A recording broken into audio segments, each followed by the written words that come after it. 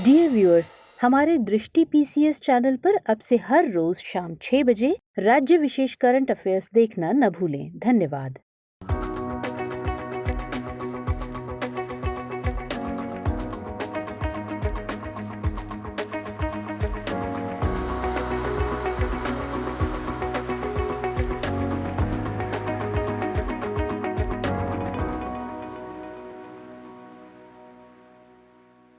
नमस्कार। दृष्टि आईएएस के टुडेज जीके प्रोग्राम में आपका स्वागत है। शुरुआत करेंगे पिछले सेशन के रिकैप से। पहला प्रश्न था, निम्नलिखित कथनों पर विचार कीजिए। 1. एसेट रिकंस्ट्रक्शन कंपनी यानी एआरसी एक विशेष वित्तीय संस्थान है जो बैंकों और वित्तीय संस्थानों से गैर निष्पादित संपत्ति यानी एनपीए खरीदता है। 2. सरफेसी एक्ट 2002 कृषि क्षेत्र में एनपीए से निपटने के लिए एक एकीकृत मैकेनिज्म प्रदान करता है। उपर्युक्त कथनों में से कौन सा या से सही है या फिर हैं? इसका सही जवाब था केवल एक। अगला प्रश्न था, हाल ही में खबरों में रही वर्ल्ड प्रोग्राम ऑफ एक्शन यानी WPA पहल निम्नलिखित में से किससे संबंधित है? इसका सही जवाब था विकलांगता निवारण की एक वैश्विक रणनीति। अगला प्रश्न था, प्रधानमंत्री श्रम योगी मानधन यानी PMSYM पेंशन योजना के संबंध में निम्नलिखित कथनों पर विचार कीजिए। 1. यह श्रम एवं रोजगार मंत्रालय द्वारा प्रशासित एक केंद्रीय क्षेत्र की योजना है। 2. 18 से 40 वर्ष की आयु के बीच एक असंगठित क्षेत्र का श्रमिक यानी UW PMSYM योजना के लिए पात्र है। उपर्युक्त कथनों में से कौन सा या से सही है या फिर हैं? इसका सही जवाब था 1 और 2 दोनों। अगला प्रश्न था, निम्नलिखित कथनों पर विचार कीजिए। 1. यह खारे यानी ब्रैकिश पानी के पारिस्थितिकी तंत्र का एक संयोजन है। 2. यहाँ लुप्तप्राय यानी एंडेंजर्ड इरावदी डॉल्फिन पाई जाती है। 3. यह भारतीय उपमहाद्वीप का सबसे बड़ा ऐसा स्थान है जहाँ प्रवासी पक्षी पाए जाते हैं। 4. इसमें नलबाना द्वीप को वन्यजीव संरक्षण अधिनियम 1972 के तहत पक्षी अभयारण्य के तौर पर अधिसूचित किया गया है। उपर्युक्त कथनों के आधार पर झील की पहचान कीजिए। इसका सही जवाब था चिल्का झील। अगला प्रश्न था, छत्रपति शिवाजी महाराज के संबंध में निम्नलिखित कथनों पर विचार कीजिए। 1. उन्होंने छत्रपति शाकार्ता, क्षत्रिय कुलवंत और हैंदव धर्मोद्धारक की उपाधि धारण की। 2. उन्होंने जागीरदारी व्यवस्था को समाप्त कर दिया और इसे रैयतवाड़ी व्यवस्था से बदल दिया। 3. शिवाजी पेशवा थे जिन्हें मुख्य प्रधान के नाम से भी जाना जाता है। उपरोक्त कथनों में से कौन सा या से सही है या फिर हैं? इसका सही जवाब था केवल 1 और 2। अगला प्रश्न था, भारत के 2+2 डायलॉग मैकेनिज्म के संबंध में निम्नलिखित कथनों पर विचार कीजिए। 1. भारत ने इस प्रकार के तंत्र को अमेरिका और ऑस्ट्रेलिया के साथ ही स्थापित किया है। 2. यह संवाद का एक प्रारूप है जहां रक्षा एवं विदेश मंत्री या सचिव दूसरे देश के अपने समकक्षों से मिलते हैं। उपर्युक्त कथनों में से कौन सा या से सही है या फिर हैं? इसका सही जवाब था केवल 2। अगला प्रश्न था, निम्नलिखित में से किस देश ने चक्रवात का नाम जवाद रखा है? इसका सही जवाब था सऊदी अरब। अगला प्रश्न था, सशस्त्र बल विशेष अधिकार अधिनियम 1958 के संबंध में निम्नलिखित कथनों पर विचार कीजिए। 1. इस अधिनियम की धारा 3 किसी राज्य या क्षेत्र को अशांत घोषित करने की शक्ति से संबंधित है। 2. इसे मूल रूप से अरुणाचल प्रदेश, असम, मणिपुर, मेघालय, मिजोरम, नागालैंड, त्रिपुरा और सिक्किम के लिए लाया गया था। उपर्युक्त कथनों में से कौन सा या से सही नहीं है या फिर हैं? इसका सही जवाब था केवल 2। अगला प्रश्न था, बरेल वन्यजीव अभयारण्य किस राज्य में स्थित है? इसका सही जवाब था असम। अंतिम प्रश्न था, किस देश ने हाल ही में बीजिंग शीतकालीन ओलंपिक के राजनयिक बहिष्कार की घोषणा की है? इसका सही जवाब था अमेरिका। शुरुआत करते हैं आज के सेशन की। सबसे पहले देखेंगे अभ्यास प्रश्न। निम्न में से कौन से देश यूक्रेन के साथ सीमा साझा करते हैं? 1. तुर्की, 2. जॉर्जिया, 3. स्लोवाकिया, 4. बेलारूस। नीचे दिए गए कूट का प्रयोग कर सही उत्तर चुनिए। केवल 1 और 3, केवल 2 और 4, केवल 3 और 4 या फिर 1, 2, 3 और 4। इसका सही जवाब है ऑप्शन सी, केवल 3 और 4। यूक्रेन की सीमा पर रूस द्वारा सैन्य जमावड़ा बढ़ाने के चलते गतिरोध की स्थिति उत्पन्न हो गई है। यूक्रेन की सीमा 7 देशों के साथ लगती है: Poland, Slovakia, Hungary, Romania, Moldova, रूस और बेलारूस। तो इस तरह इस प्रश्न का सही जवाब है ऑप्शन सी, केवल 3 और 4। हमारे वीडियो अंग्रेजी में देखने के लिए फॉलो करें हमारा ही दूसरा यूट्यूब चैनल दृष्टि आईएएस इंग्लिश। आज के सेशन का पहला प्रश्न है, विश्व असमानता रिपोर्ट 2022 के संबंध में निम्नलिखित कथनों पर विचार कीजिए। 1. भारत में शीर्ष 10% लोगों के पास कुल राष्ट्रीय आय का 57% हिस्सा है। 2. मध्य पूर्व और उत्तरी अफ्रीका यानी MENA दुनिया के सबसे असमान क्षेत्र हैं। 3. अमेरिका में असमानता का स्तर सबसे कम है। उपर्युक्त कथनों में से कौन सा यहाँ से सही है या फिर है? केवल एक और दो, केवल 2 और 3 या फिर 1, 2 और 3? इसका सही जवाब है ऑप्शन बी, केवल 1 और 2।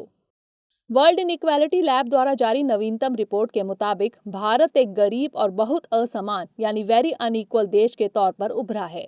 2021 में भारत में शीर्ष 10% लोगों के पास कुल राष्ट्रीय आय का 57% हिस्सा है, जबकि निचले तबके के 50% के पास सिर्फ 13% है। इसलिए कथन 1 सही है। इसके मुताबिक निजी संपत्ति में वृद्धि से देशों के भीतर और वैश्विक स्तर पर असमानता बढ़ी है। असमानता रिपोर्ट के अनुसार वैश्विक असमानताएं आज भी वैसी प्रतीत होती हैं जितनी 20वीं शताब्दी की शुरुआत में पश्चिमी साम्राज्यवाद के दौरान चरम पर थी। रिपोर्ट में कहा गया है कि मध्य पूर्व और उत्तरी अफ्रीका यानी MENA दुनिया के सबसे असमान क्षेत्र हैं, जबकि यूरोप में असमानता का स्तर सबसे कम है। अतः कथन 2 सही है, जबकि कथन 3 गलत है। तो इस तरह इस प्रश्न का सही जवाब है ऑप्शन बी, केवल 1 और 2। अगला प्रश्न है, निम्नलिखित कथनों पर विचार कीजिए। 1. मानवाधिकार परिषद संयुक्त राष्ट्र के तहत मानवाधिकारों के प्रचार और संरक्षण के लिए जिम्मेदार एक निकाय है।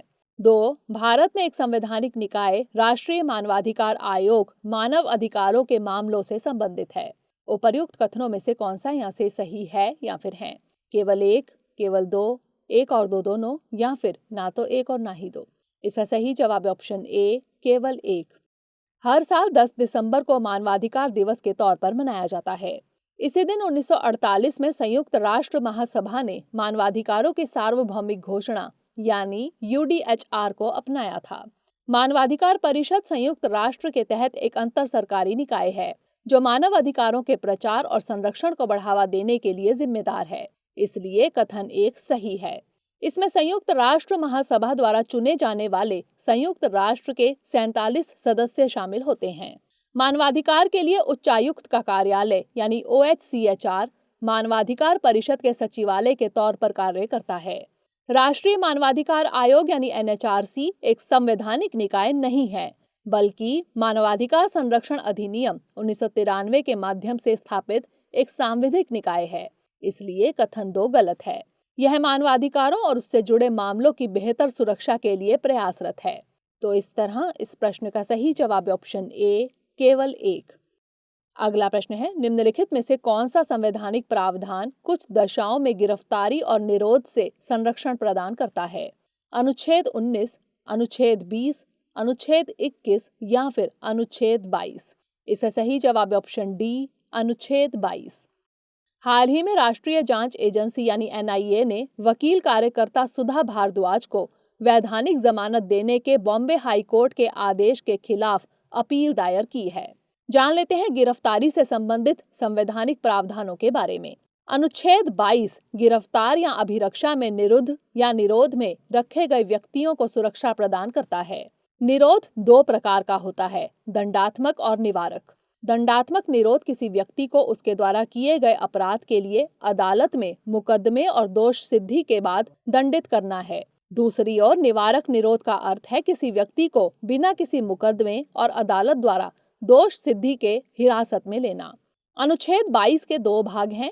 पहला भाग साधारण कानून के मामलों से संबंधित है और दूसरा भाग निवारक निरोध कानून के मामलों से संबंधित है। इसलिए विकल्प डी सही है। तो इस तरह इस प्रश्न का सही जवाब है ऑप्शन डी, अनुच्छेद 22। अगला प्रश्न है, निम्नलिखित कथनों पर विचार कीजिए। 1. काला सागर कर्च जल संधि के जरिए अजोव सागर से जुड़ा हुआ है। 2. डार्डानेल्स, बॉस्पोरस और मरमारा सी भूमध्य सागरीय और काला सागर के बीच एक संक्रमण क्षेत्र बनाते हैं। उपर्युक्त कथनों में से कौन सा यहाँ से सही है या फिर है? केवल 1, केवल 2, 1 और 2 दोनों या फिर ना तो 1 और ना ही 2? इसका सही जवाब है ऑप्शन सी, 1 और 2 दोनों, यानी दोनों कथन सही हैं। काला सागर पूर्वी यूरोप और पश्चिमी एशिया के बीच स्थित है। यह क्रमशः दक्षिण पूर्व और उत्तर में पॉन्टिंग, कॉकेशस और क्रीमियाई पहाड़ों से घिरा हुआ है। यह कर्च जल संधि के जरिए अज़ोव सागर से जुड़ा हुआ है, अतः कथन 1 सही है। तुर्की जल संधि प्रणाली यानी डार्डानेल्स, बॉस्पोरस और मरमरा सी भूमध्य और काला सागर के बीच एक संक्रमण क्षेत्र बनाती है, अतः कथन 2 सही है। काला सागर के सीमावर्ती देश हैं रूस, यूक्रेन, जॉर्जिया, तुर्की, बुल्गारिया और रोमानिया। तो इस तरह इस प्रश्न का सही जवाब है ऑप्शन सी, 1 और 2 दोनों। अगला प्रश्न है, कस्तूरी रंगन समिति ने निम्नलिखित में से कौन से सुझाव दिए हैं? 1. इको सेंसिटिव एरिया यानी ईएसए में खनन, उत्खनन और रेत खनन पर पूर्ण प्रतिबंध। 2. ईएसएस के दायरे से बसने योग्य क्षेत्रों यानी इनहैबिटेड और वृक्षारोपण को बाहर रखा जाए। 3. पश्चिमी घाट के कुल क्षेत्रफल के बजाय कुल क्षेत्रफल का केवल 37% ही ईएसए के तहत लाया जाना है। 4. लाल श्रेणी यानी रेड कैटेगरी वाले उद्योगों पर प्रतिबंध। नीचे दिए गए कूट का प्रयोग कर सही उत्तर चुनिए। केवल 1 और 3, केवल 2 और 4, केवल 1, 2 और 4 या फिर 1, 2, 3 और 4। इसका सही जवाब है ऑप्शन डी, 1, 2, 3 और 4। हाल ही में कर्नाटक के मुख्यमंत्री बसवराज बोम्मई ने केंद्र सरकार को पश्चिमी घाट पर कस्तूरी रंगन समिति की रिपोर्ट को खारिज करने के संबंध में सूचित किया है। कस्तूरी रंगन आयोग ने गॉडगिल रिपोर्ट द्वारा प्रस्तावित सिफारिशों के विपरीत विकास और पर्यावरण संरक्षण को संतुलित करने की मांग की थी। जान लेते हैं कस्तूरी रंगन समिति की प्रमुख सिफारिशों के बारे में। पश्चिमी घाट के कुल क्षेत्रफल के बजाय कुल क्षेत्रफल का केवल 37% ही ईएसए के तहत लाया जाना। ईएसए में खनन, उत्खनन और बालू खनन पर पूर्ण प्रतिबंध। किसी भी ताप विद्युत परियोजनाओं को अनुमति नहीं दी जाएगी और विस्तृत अध्ययन के बाद ही जल विद्युत परियोजनाओं की अनुमति दी जाएगी। लाल श्रेणी यानी रेड कैटेगरी वाले उद्योगों यानी जो अत्यधिक प्रदूषणकारी हैं, उन पर सख्ती से प्रतिबंध लगाया जाना चाहिए। रिपोर्ट ने सिफारिश की कि ईएसएस के दायरे से बसने योग्य क्षेत्रों यानी इनहैबिटेड और वृक्षारोपण को बाहर रखा जाए, जिससे यह एक किसान समर्थक दृष्टिकोण बन गया। इसलिए विकल्प डी सही है। तो इस तरह इस प्रश्न का सही जवाब है ऑप्शन डी, 1, 2, 3 और 4। अगला प्रश्न है, केंद्रीय सतर्कता आयोग संशोधन विधेयक 2021 के संबंध में निम्नलिखित कथनों पर विचार कीजिए। 1. विधेयक केंद्रीय सतर्कता आयोग अधिनियम 2003 में संशोधन करता है। 2. प्रवर्तन निदेशक का कार्यकाल न्यूनतम 2 वर्ष का होता है। उपर्युक्त कथनों में से कौन सा यहाँ से सही है या फिर है? केवल 1, केवल 2, 1 और 2 दोनों या फिर ना तो 1 और ना ही 2। इसका सही जवाब है ऑप्शन सी, 1 और 2 दोनों, यानी दोनों कथन सही हैं। हाल ही में केंद्रीय सतर्कता आयोग संशोधन विधेयक 2021 लोकसभा में पेश किया गया। जान लेते हैं केंद्रीय सतर्कता आयोग संशोधन विधेयक 2021 के बारे में। यह केंद्रीय सतर्कता आयोग संशोधन अध्यादेश 2021 की जगह लेगा। विधेयक केंद्रीय सतर्कता आयोग अधिनियम 2003 में संशोधन करता है, इसलिए कथन 1 सही है। 2003 का केंद्रीय सतर्कता अधिनियम भ्रष्टाचार निवारण अधिनियम 1988 के तहत कथित तौर पर किए गए अपराधों की जांच करने के लिए एक केंद्रीय सतर्कता आयोग के गठन का प्रावधान करता है।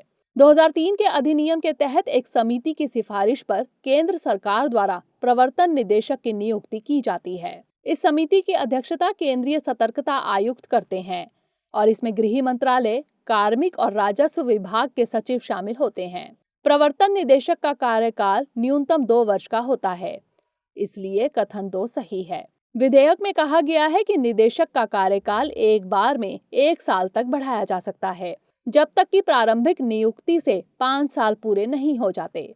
समिति की सिफारिश पर जनहित में इस तरह का विस्तार किया जा सकता है। तो इस तरह इस प्रश्न का सही जवाब है ऑप्शन सी, 1 और 2 दोनों। अगला प्रश्न है, दिल्ली विशेष पुलिस स्थापना संशोधन विधेयक 2021 के संबंध में निम्नलिखित कथनों पर विचार कीजिए। 1. यह अधिनियम कुछ अपराधों के संदर्भ में जांच के लिए दिल्ली विशेष पुलिस के गठन का प्रावधान करता है। 2. यह विधेयक दिल्ली विशेष पुलिस स्थापना अधिनियम 1956 में संशोधन करता है। उपर्युक्त कथनों में से कौन सा यहाँ से सही है या फिर है? केवल 1, केवल 2, 1 और 2 दोनों या फिर ना तो 1 और ना ही 2। इसका सही जवाब है ऑप्शन ए, केवल 1। हाल ही में दिल्ली विशेष पुलिस स्थापना संशोधन विधेयक 2021 लोकसभा में पेश किया गया। जान लेते हैं विधेयक के बारे में। इस विधेयक ने दिल्ली विशेष पुलिस स्थापना संशोधन अध्यादेश 2021 का स्थान लिया है। यह दिल्ली विशेष पुलिस स्थापना अधिनियम 1946 में संशोधन करता है, इसलिए कथन 2 गलत है। अधिनियम में अधिसूचित किए गए कुछ अपराधों के संदर्भ में जांच के लिए दिल्ली विशेष पुलिस के गठन का प्रावधान है, इसलिए कथन 1 सही है। यह दिल्ली विशेष पुलिस स्थापना केंद्रीय जांच ब्यूरो के निदेशक की नियुक्ति का प्रावधान करता है। निदेशक की नियुक्ति केंद्र सरकार द्वारा एक समिति की सिफारिश पर की जाती है। समिति में शामिल हैं प्रधानमंत्री, अध्यक्ष, लोकसभा में विपक्ष के नेता, भारत के मुख्य न्यायाधीश यानी सीजेआई या सीजेआई द्वारा नामित उच्चतम न्यायालय के न्यायाधीश। अधिनियम के तहत निदेशक का कार्यकाल न्यूनतम 2 वर्ष का होता है। यह विधेयक नियुक्ति की प्रारंभिक तिथि से 5 वर्ष पूरा होने तक कार्यकाल को एक बार में 1 वर्ष तक बढ़ाने की अनुमति देता है। समिति की सिफारिश पर जनहित में इस तरह का विस्तार दिया जा सकता है। तो इस तरह इस प्रश्न का सही जवाब है ऑप्शन ए, केवल 1। अगला प्रश्न है, भारतीय प्राकृतिक कृषि पद्धति यानी बीपीकेपी के संबंध में निम्नलिखित कथनों पर विचार कीजिए।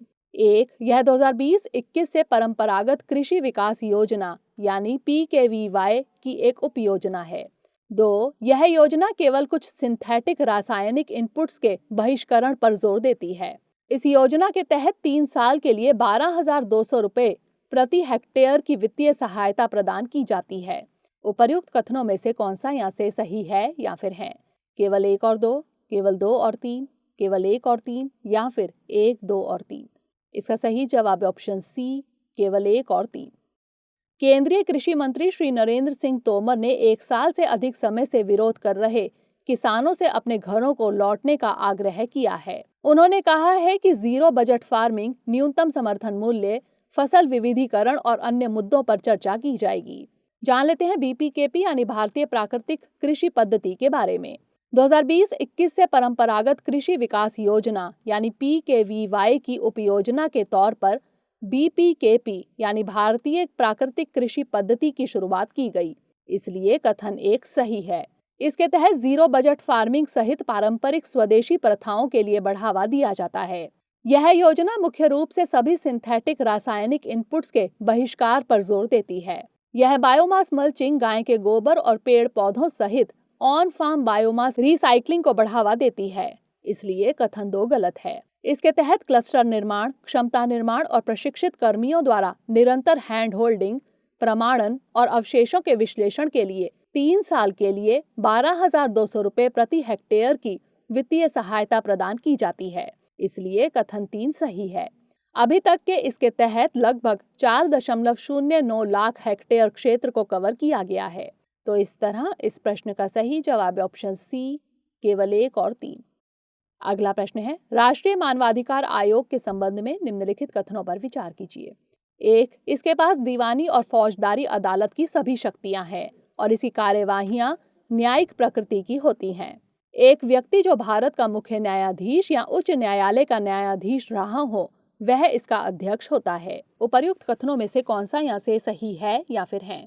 केवल 1, केवल 2, 1 और 2 दोनों, या फिर ना तो 1 और ना ही 2? इसका सही जवाब है ऑप्शन डी, ना तो 1 और ना ही 2, यानी दोनों कथन गलत हैं। हाल ही में नागालैंड के मोन जिले में सुरक्षा बलों की कथित गोलीबारी की घटना में 14 आम नागरिकों की मृत्यु होने के चलते राष्ट्रीय मानवाधिकार आयोग यानी एनएचआरसी ने केंद्र और नागालैंड सरकार को नोटिस जारी किया है। जान लेते हैं एनएचआरसी यानी राष्ट्रीय मानवाधिकार आयोग के बारे में। यह देश में मानवाधिकारों के प्रहरी यानी वॉचडॉग के तौर पर कार्य करता है।